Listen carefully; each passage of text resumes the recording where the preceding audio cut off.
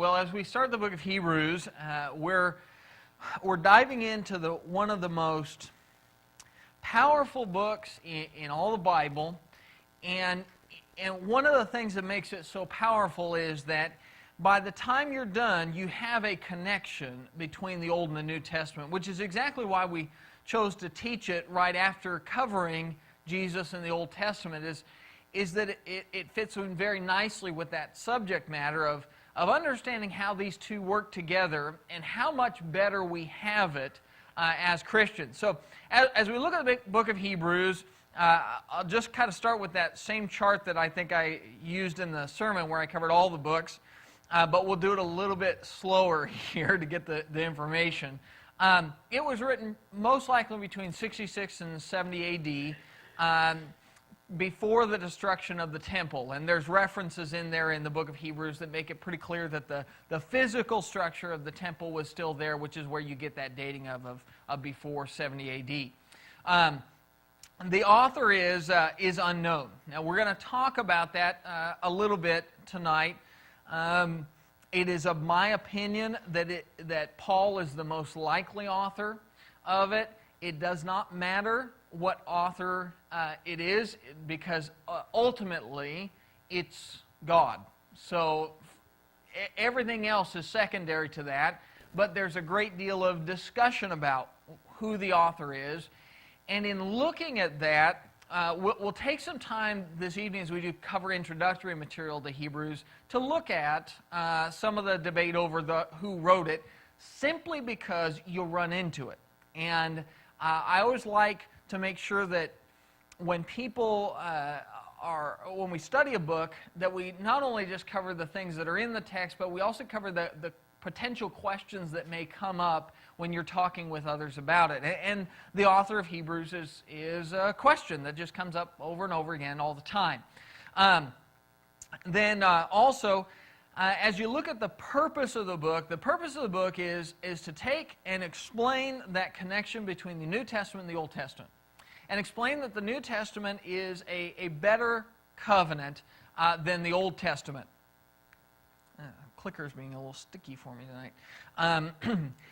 The audience that it was written to, whenever you look at a book, you want to know who wrote it if you can, and then you want to know who they wrote it to if you can, because that gives you a great deal of context to the book, in the same way as if you just picked up a stack of emails. You know, somebody printed off a stack of emails, and you just grabbed one and began to read it.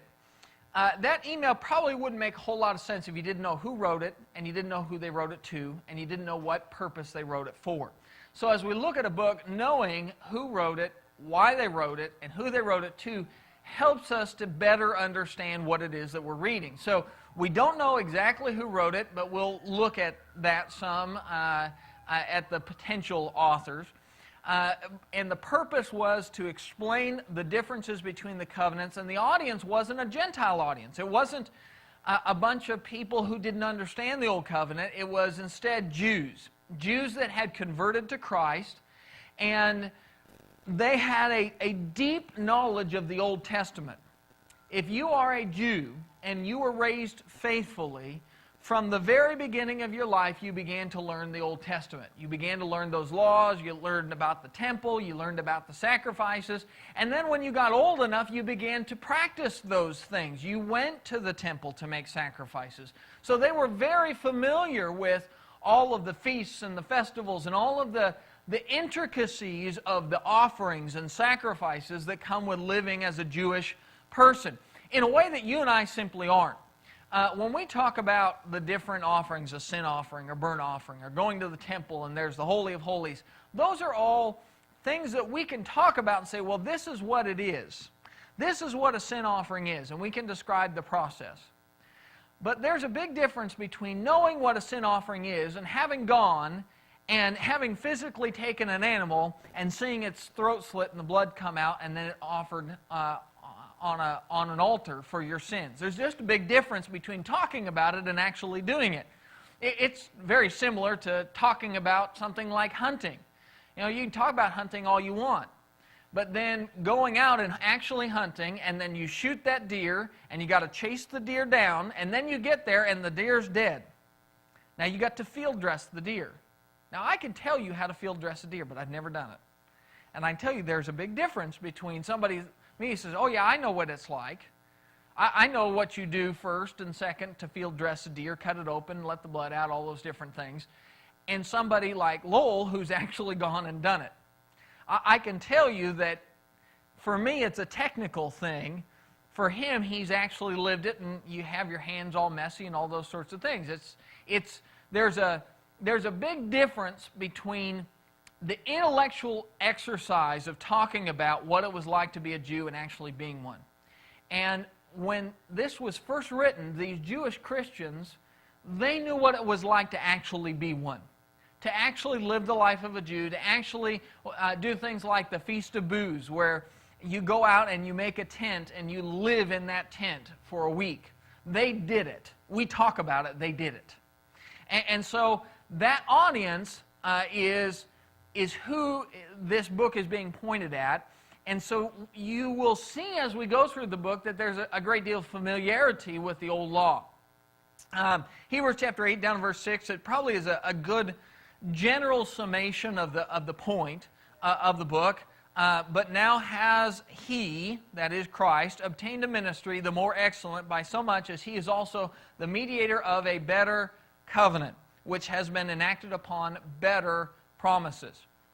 As we go through the book, that's going to be really the main key. We have a better person in Jesus. We have a better covenant or contract in the New Testament. And we have better promises based off of Jesus' sacrifice. So the whole book is simply to show a Jewish mind what they have in Christ.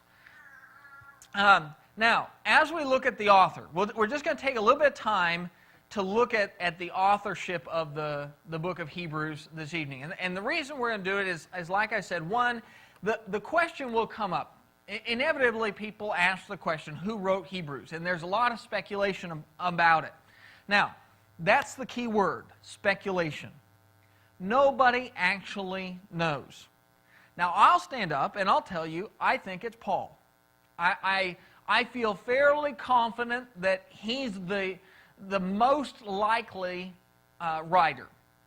But if you pin me down and you say, Scott, do you know? Can you know 100%? I'm going to tell you no. I don't know, because it doesn't say in the book of Hebrews who wrote it. It just doesn't tell you.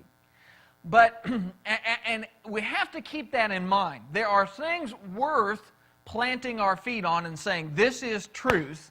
And then there are things that are a matter of opinion, and they're worth, maybe speculating about and thinking about a little bit, but not worth having any sort of big argument over.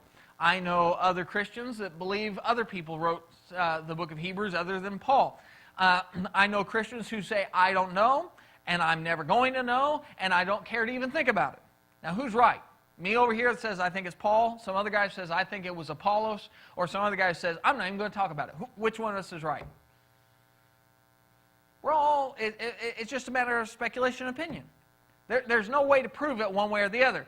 But because you'll hear the arguments, and there are people who will argue over something that shouldn't be argued over, right? I mean, we live in a world where you and I can say as much as we ought to, this isn't worth fighting over. But do people fight over things they shouldn't fight over? Oh, yeah, they do. And if you ever pick up a commentary on Hebrews, just about any commentary that you pick up will spend the first 20, 30 pages discussing who wrote the book. And at the end of it, you can read the whole thing, and at the end of it, the answer is going to be, we don't know, but I think. And so it's just worth taking a little bit of time to look at that particular thing. Now, the end result is, no matter what man wrote it, who is the actual author? It's going to be God. And that's the thing that matters the most. But having said that, I'll tell you why I think it's Paul. Take it, leave it, whatever you want to do with it. I'll spend a little bit of time.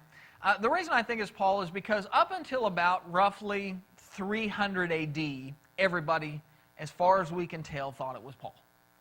And I take that seriously.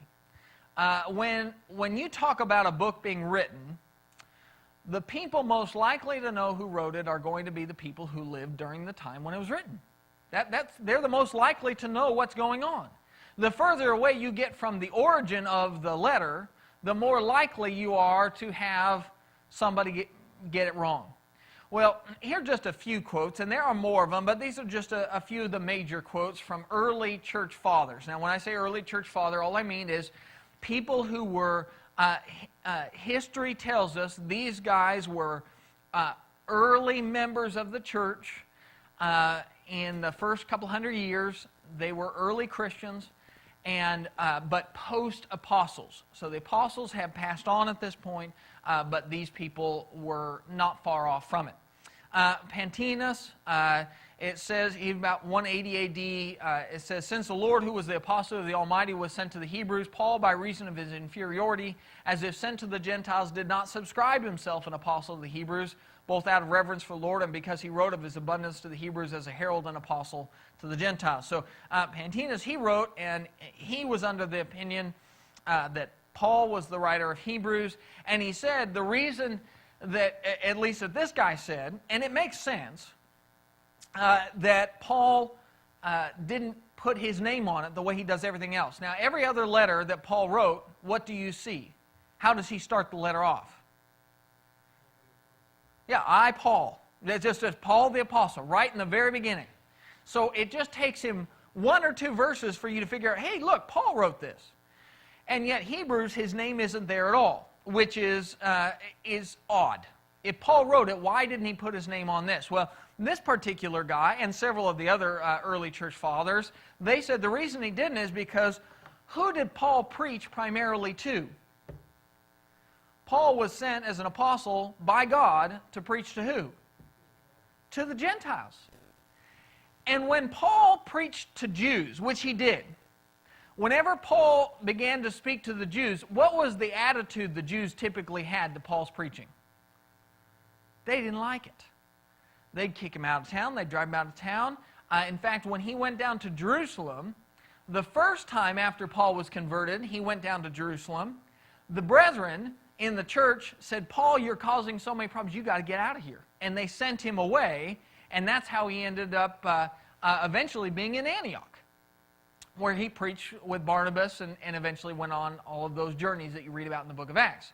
Well, his first time he went down to Jerusalem, where all those Jews were, he was causing so many problems that the early Christians said, Paul, you're not helping, you're hurting, get out of town. Your arguments are right, you're winning the arguments, but nobody likes you. Now that can happen, can it? Where a guy can be right, but still just cause that kind of friction. Well, that was what was happening with Paul down there in Jerusalem. And then eventually when Paul did go back to Jerusalem, and he went up to the temple, what did the Jews do to Paul the last time he went to the temple?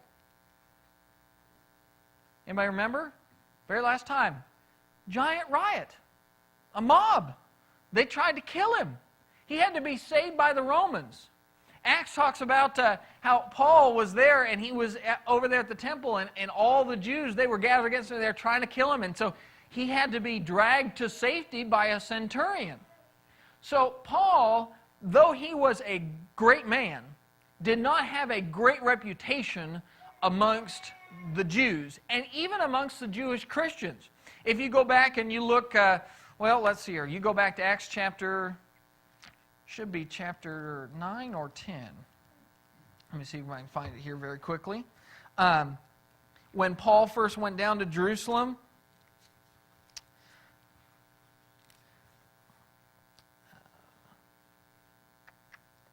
down to chapter 9, down to verse 26. It says, Paul says, when he came to Jerusalem, he was trying to associate with the disciples, but they were all afraid of him, not believing that he was a disciple. But Barnabas took hold of him and brought him to the apostles and described to them how he had seen the Lord on the road, and that he had talked to him, and how at Damascus he had spoken out boldly in the name of Jesus. And he was with them, moving about freely in Jerusalem, speaking out boldly in the name of the Lord. So, first of all, when Paul came to Jerusalem, the Christians didn't want to accept him, and he needed Barnabas to vouch for him. But then you go further down, even when the Christians did accept him, it says he was speaking out boldly in the name of the Lord, down verse 29, and he was talking and arguing with the Hellenistic Jews, but they were attempting to put him to death. But when the brethren learned of it, they brought him down to Caesarea and sent him away to Tarsus. So, in every way, Paul's life, when it came to dealing with his fellow Jews, his kinsmen, was antagonistic. When there was a great debate about circumcision, and in the church, in Acts chapter 15, the church was arguing back and forth over, do they need to be circumcised or not? Well, Paul came down from Antioch and he said they do not need to be circumcised. Well, he made a lot of enemies that way. And in most of Paul's letters to the Gentiles, he will spend at least some of his time talking about those Jewish Christians that are trying to get you to be more Jewish. You just ignore them. So Paul is kind of known as the Jewish Christian who's anti-Jew. He's just kind of known that. So if he's now going to write a letter to Jewish Christians, I could see how he wouldn't put his name on it, because they may be less likely to listen to it if they think of it being associated with him. Yeah?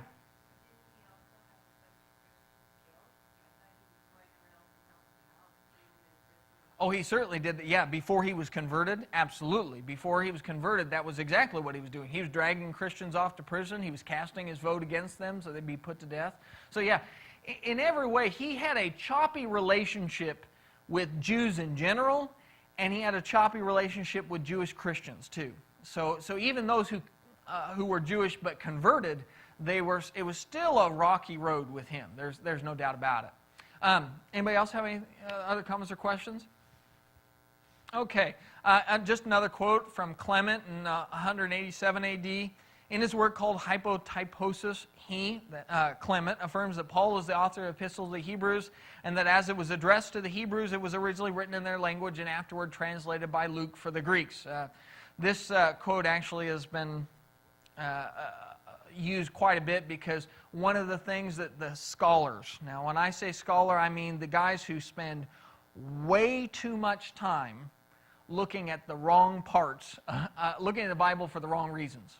Most of the scholars who have 6 PhDs and they write books about who wrote this book or that, most of those guys, first of all, they don't even believe that God wrote the Bible. Most of the major theological scholars, they don't believe God wrote it. They're just researching it as from an archaeological standpoint, but they don't actually believe that it's divinely written. But most of those guys, they'll look at it and they'll say, well, you know, of all the books in all the New Testament, we think Hebrews is written most like the book of Luke. And one of these quotes, this Clement quote, says, well, maybe one of the reasons here was that Paul wrote it, but had Luke translate it for the Greeks. Whether that's true or not, have absolutely no idea. Either way, if Luke translated it, would that be a problem? No, because did Luke write any books in the New Testament? Was he divinely inspired? Yeah, absolutely. There'd be no problem one way or the other. But just another early quote that it was Paul. Another guy, Origen in 213 A.D., but possibly someone pressed with this argument will have to recourse to the opinion of those who reject this epistle as not written by Paul. In answer to such a one, we intend to write a separate discourse to show that that epistle to be Paul. So Origen said, if anybody's going to argue that this book wasn't written by the Apostle Paul, I can tell you I'm about to write a whole paper on why it is that Paul did write it. So as you look at it, the external evidence of the earliest church fathers is Paul. And that's one of the big reasons I look at it and say, well, it was most likely Paul, because when you talk to the people who were there, the closest to when he would have written it, it would be them. And then there's the internal evidence. External evidence is these early church fathers, and that it wasn't until about 300 AD that people started disagreeing in general that Paul wrote it. The internal evidence, if you look at the book itself, the internal evidence that points towards Paul is Paul had a reason to write this letter anonymously. When you look at the book of Hebrews, as we already talked about, there's a good reason that Paul wouldn't put his name on it, but all the other guys who would potentially write it There isn't a good reason. There's the people most often guessed at. If you don't say Paul wrote it, the other guys that they'll say Barnabas wrote it, or Apollos wrote it, or Luke wrote it. Well, if Apollos wrote it, there would be absolutely no reason for Apollos to not put his name on it. Now, by the way, the only reason that they say that Apollos wrote it, it really comes down to one thing. If the argument that Apollos wrote the book is, when you talk about the book of Hebrews, it is an eloquently written book. It uses big words. In fact, looking at it and reading Greek, when you read through Greek, you read a book like John. Small words, simple words. You can understand John pretty easily as you read it in the original language. It doesn't use a lot of complicated words. It's a very simple vocabulary. Hebrews, on the other hand, it is obvious whoever wrote it was using big words. And it has more of that professorial tone to it. And whenever you look at the book of Hebrews, it's obviously written by a smart guy who knew the Bible and was very eloquent. Well, when you look at Apollos, what does the New Testament tell you about the guy Apollos? It just says a couple of things about him. It says he was eloquent and he was mighty in the Scriptures. So what they do is they say, well, it's an eloquently written book, and Apollos was eloquent, so he must have written it. Now, there's one problem with that, though, isn't there? Is Apollos the only eloquent Christian to ever live? No. So it's not a real strong argument. And the other thing is just you look at Apollos or Barnabas or these other guys, why wouldn't they have put their names on it? Whereas Paul, there's a good reason we can think of. Another reason is Hebrews is full of parenthetical statements. A parenthetical statement is basically where somebody goes off on a tangent. And they're talking about this subject and talking and talking and talking, and oh, that reminds me of this, and then they talk about something else for a while. Now, some people talk and they write that way. They get off on a tangent and they'll talk about something else for a while, and then they kind of come back to the main topic. Other people, they just get off the tangent and they totally forget about the main topic. But Paul is one of those guys. Paul writes that way. You'll see Paul's letters, and there's entire sections that are just an entire chapter or two, totally an aside. He'll be talking about one thing, and then he'll get to talking about something else, and that reminds me you need to do this, and this, and this, and this, and this. Oh, and what were we talking about? Oh, yeah, let's get back to talking about this. Well, Hebrews does the same thing. In fact, when you get down to Hebrews chapter 5, if you look over at Hebrews chapter 5,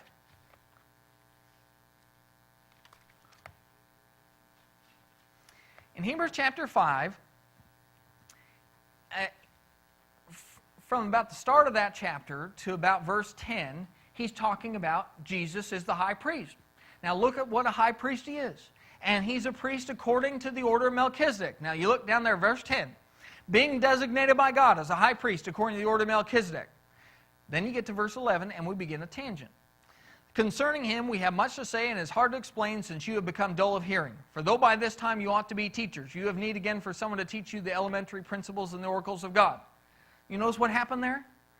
He's talking about, as we go through the book, you'll get there and you get to chapter 5, and Jesus is our high priest. And what a high priest he is, he's not like any other high priest. But I can't talk to you about that because you're dull of hearing. And by the way, that reminds me, you ought to be teachers by now, and you really ought to know your Bible a little bit better, and you ought to be a little bit harder workers. And you really ought to be focused on being more faithful. And he gets to talking about it. You know how long it takes him to get back to talking about the high priest? Chapter 7. So from chapter 5 through the end of the chapter, all the way through chapter 6, there's a tangent, a parenthetical statement. And then, chapter 7, he goes, oh yes, and Jesus our high priest. And he gets right back on topic. That's very much the way Paul writes, and you see that same type of thing happen there in Hebrews. And then, the third thing is if you get down to chapter 13, down in verse 23, it makes a statement about Timothy. Now, these are small things. Now, and I debate with stuff like this with myself. Do I even talk about it? Do I even spend any time talking about this?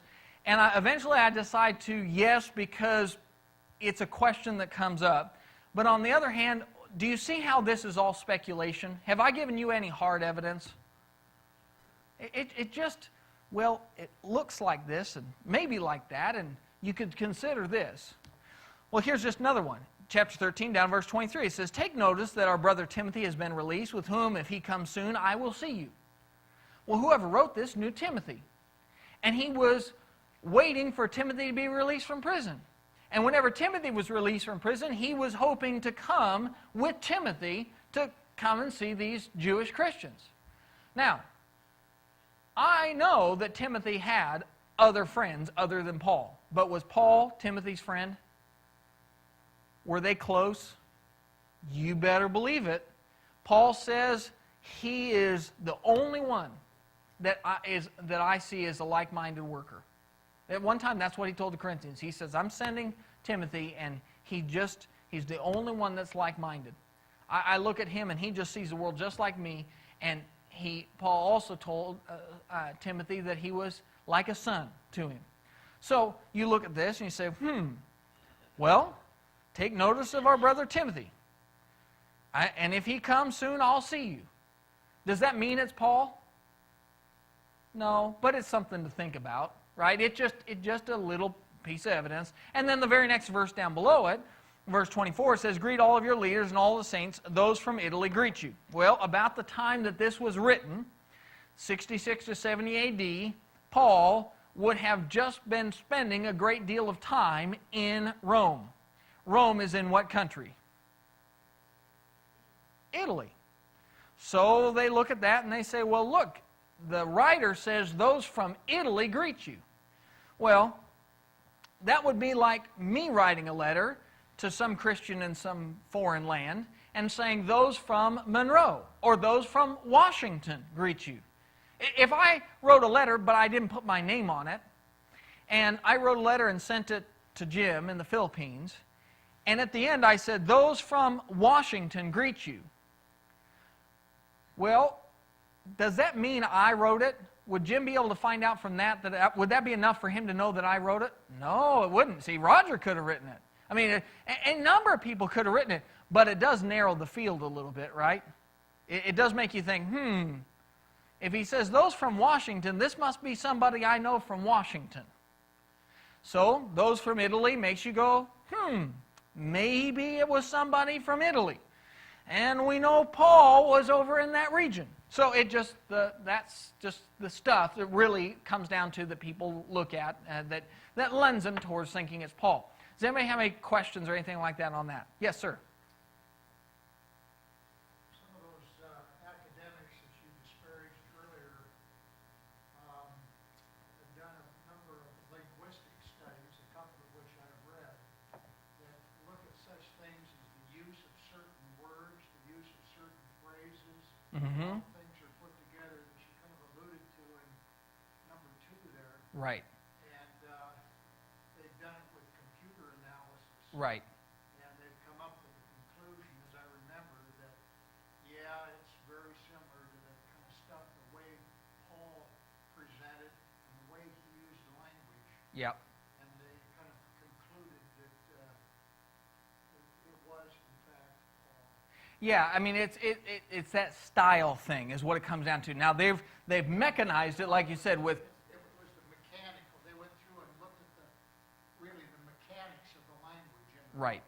Yeah, and compared to his other books. it's really what Roger's talking about, where these scholars, they've gone in and they've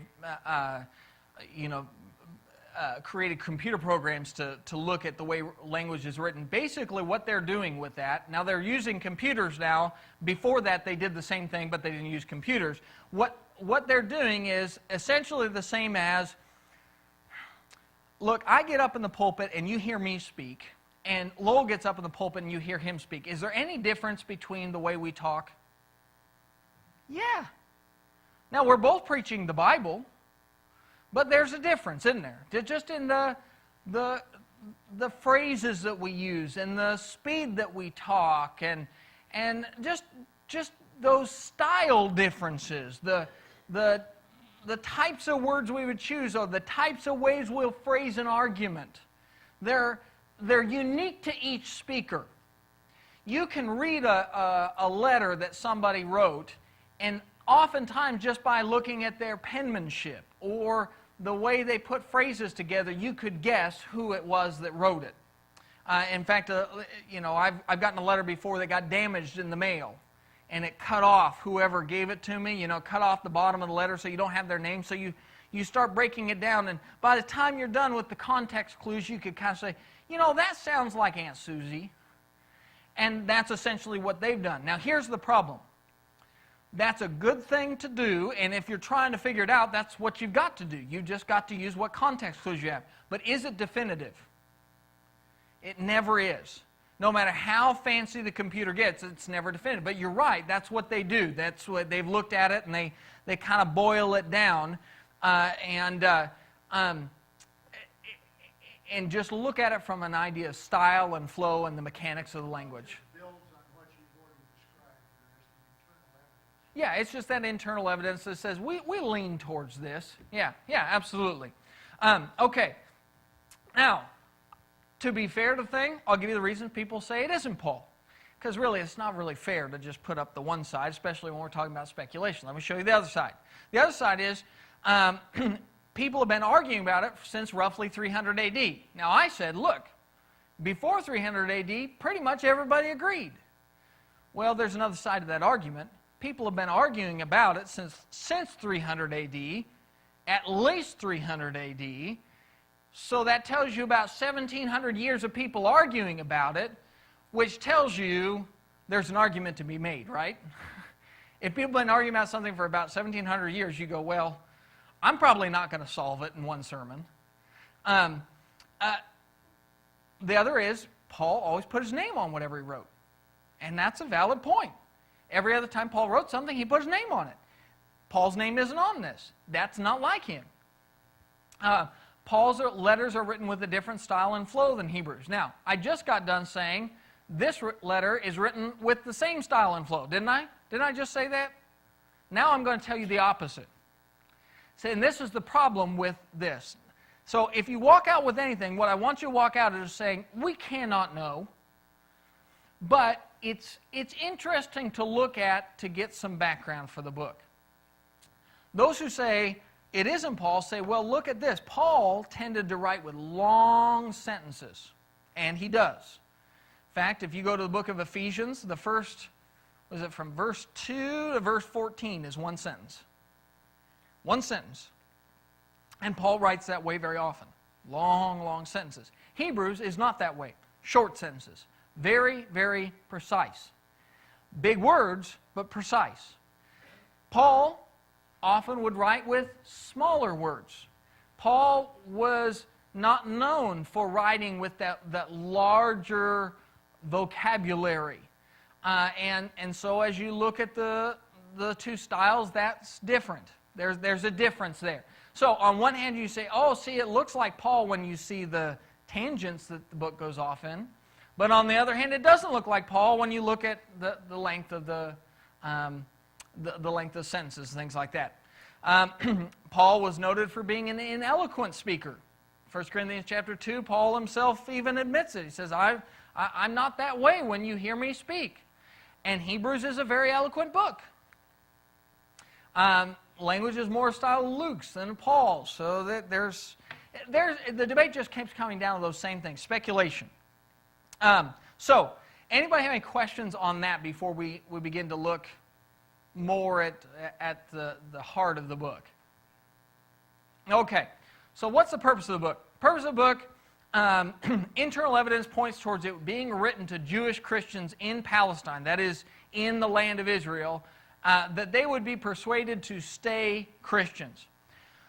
The Jews that converted to Christianity had a very strong reason to turn away, and that is everybody else around them. When a Jew converted to becoming a Christian, he converted from already having a very religious background. And everybody in his family was Jewish. In some ways, I guess you could compare it to like somebody converting out of Mormonism. There's one guy I know in the whole history of the world that I know of that has converted from Mormonism. I know others have, but in my personal experience, I know one guy. And when he converted to Christ to follow Him, it was a big problem. Because mom and dad were Mormons, sisters and brothers were Mormons, their friends and neighbors were Mormons, where he worked was with a boss who was a Mormon, and it was just all this pressure on him. And his whole world got turned upside down. His family turned their back on him. They put lots of pressure on him. His work did. Everything in his life screamed, just go back and be a Mormon again. It will be so much easier for you. Now that's what it was like to be a Jew that converted to following Christ. You were somebody who, the whole world you lived in there in Israel was against your choice. The Christians there in Jerusalem especially had a very hard time. Think about it. It wasn't very long that the church had been around before we see Stephen stoned.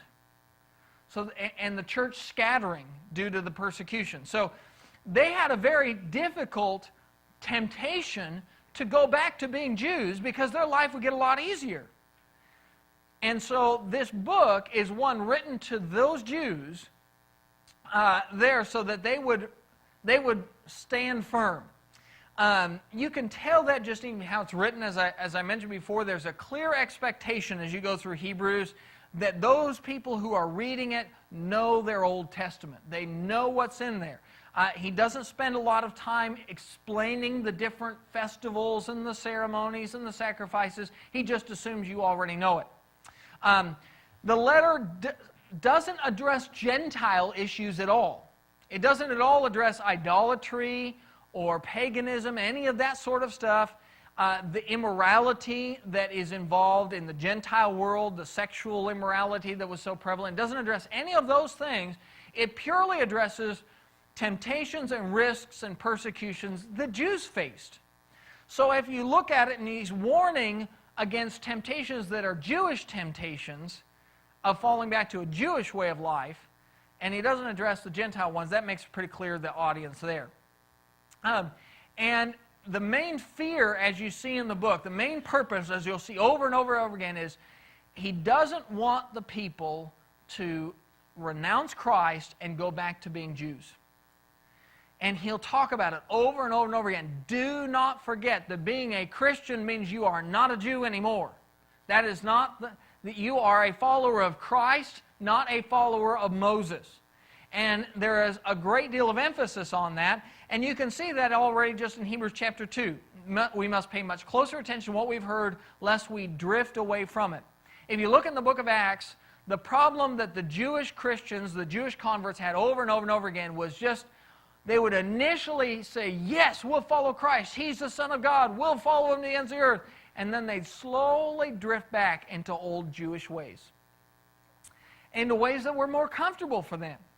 In the same way as if you have spent 25, 30 years of your life at one type of a church, and then you realize that that is not doing what, that church isn't following the Bible, so you come and you say, I'm going to do things the Bible way, but there's a difference. Would you have any tendency to maybe fall back on old habits if you spent 30 years doing it? Of course you would. Well, that was the problem that they had. And so it's that drifting, that, well, we're followers of Christ, but boy, we sure like the way things are that Moses did it, because that's what they're used to. And we tend to do what we're used to doing. The second thing, second purpose of this book is to demonstrate that Christianity is in every way superior to Judaism. If you look at your Old Covenant, and then you look at your New Covenant, in every way that New Covenant is better. Not just in most ways, but in every way. 100% a better contract. You look at the old law, and for everything that was good that was in the old law, and were there any good things in the old law? Yes. Who wrote the old law? God wrote the old law. And it's a good law. But no matter how good anything is in that law, Hebrews is going to tell you the new law is better. And it will show that the law even says that. It'll show it by saying, now look back in the law tells you the new law is better. The old law will tell you the new law is better. And the forefathers, men like Abraham, men like Moses, men like Elijah, they will tell you the new law is better. So here's Moses who wrote the law down and gave it to them. Moses will say, boy, just throw this law away and take that law. And so it will talk about that in 1,000 different ways to point to how great we've got it in the new contract. And of course, for us, that's the real beauty of this book, is to look and say, how good is it to be a Christian? How good is it to have the law of Christ? In every way. In every way, we have got the good news. It'll do it by contrasting the Old and the New Testament. The Old Testament is this way, and the New Testament is this way. Compare and contrast. And it will also do it by saying, now look in the Old Testament. You see this thing over here in the Old Testament?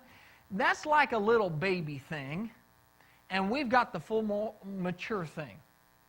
In the Old Testament, they had a high priest. And he was a good thing that you had a high priest. But he's like a little baby high priest because he had all these problems and struggles and this and that. Now, in the New Testament, you've got a high priest there too. But he's the full-grown deal. He's not the shadow. He's the real thing. And so it will show both through contrast and through seeing that maturity of the thoughts and the patterns of the Old Testament in the New Testament. Anybody have any comments or questions there?